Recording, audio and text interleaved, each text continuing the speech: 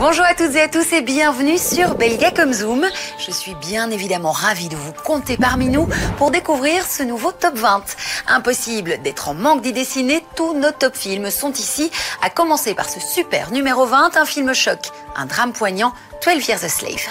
Voici encore un film historique qui se déroule pendant la Seconde Guerre mondiale, tout comme Les Monuments Men d'ailleurs de George Clooney, un film que vous allez découvrir un petit peu plus haut dans ce classement. La voleuse de livres est donc une nouveauté qui nous arrive à la 16e place.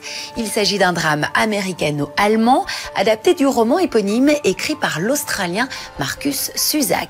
Il nous conte l'histoire de la jeune Liesel, adoptée par une famille vivant près de Munich, dont le passe-temps est de voler des livres. Sa vie bascule lorsqu'elle rencontre Max, un juif se réfugiant sous l'escalier de la cave. On regarde. Spike Jonze, c'est le nom de scène d'Adam Spiegel, le réalisateur américain de Dans la peau de John Malkovich en 1999, adaptation en 2003 et Max et les Maxi-Monstres en 2009.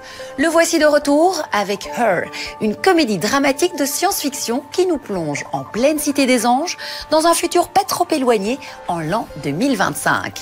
C'est une très jolie et touchante love story à laquelle vous aurez droit à la 13e position, une romance qui sort véritablement des sentiers battus.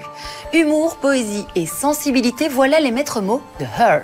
Joaquin Phoenix interprète le magnifique rôle de Theodore qui tombe amoureux d'une voix, celle de Samantha, alias Scarlett Johansson, une intelligence artificielle qui l'accompagne au quotidien. Comédie française à l'horizon.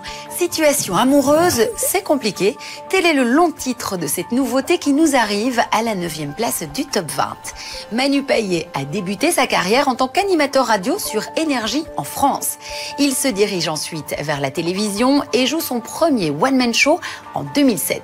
C'est l'époque où il débute également sa carrière au cinéma avec Comme tu es belle, Coco, Tout ce qui brille, le tout dernier étant New York, réalisé par Géraldine Nakache, avec qui il fut marié. Il se lance donc dans l'aventure du 7e art en co-scénarisant et en co-réalisant cette joyeuse comédie dans laquelle il incarne Ben, un trentenaire qui va bientôt épouser Juliette, mais le retour de Vanessa risque de faire des étincelles. Images. Scènes explosives et poursuites spectaculaires, voici le programme de cette entrée franco-américaine. Kevin Costner occupe le rôle principal de ce thriller, tourné à Paris et produit par Luc Besson. Il incarne Ethan, un agent secret résolu à se ranger, mais une ultime mission va le forcer à mener les deux combats les plus difficiles de sa carrière, à savoir traquer un dangereux terroriste et s'occuper de sa fille ado pour la première fois depuis 10 ans. Après Liam Neeson dans Taken, Kevin Costner délaisse quelque peu son groupe de rock country pour revêtir le costume de justicier charismatique. On regarde tout de suite quelques images de 3 Days to Kill. Le duo Franck Dubosc-Kev Adams gagne 2 places et se positionne 3e. C'est le 2e long métrage de Pascal Bourdieu après Le Mac, sorti en 2005, mettant en scène José Garcia, mais surtout après la cultissime série Un gars, une fille qu'on avait découverte en 99. Après avoir joué un cancre dans Les Profs, mis en scène son propre one-man show et créé la série Soda dans laquelle il joue, Kev Adams endosse pour la première fois un grand rôle au cinéma. Et il donne la réplique à un autre spécialiste du stand-up, Franck Dubosc, révélé lui par la série Camping en 2006. On les retrouve tous les deux dans Fiston.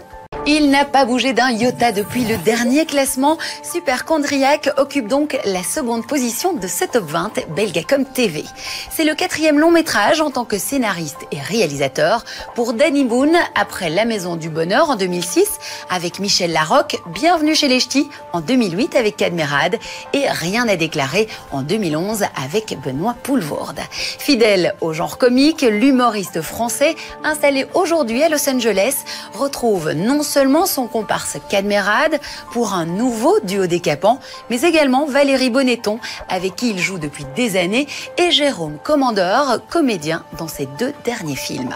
Sa femme Yael l'accompagne également partout, puisqu'elle est sa collaboratrice artistique. Voici tout de suite Superchondriac.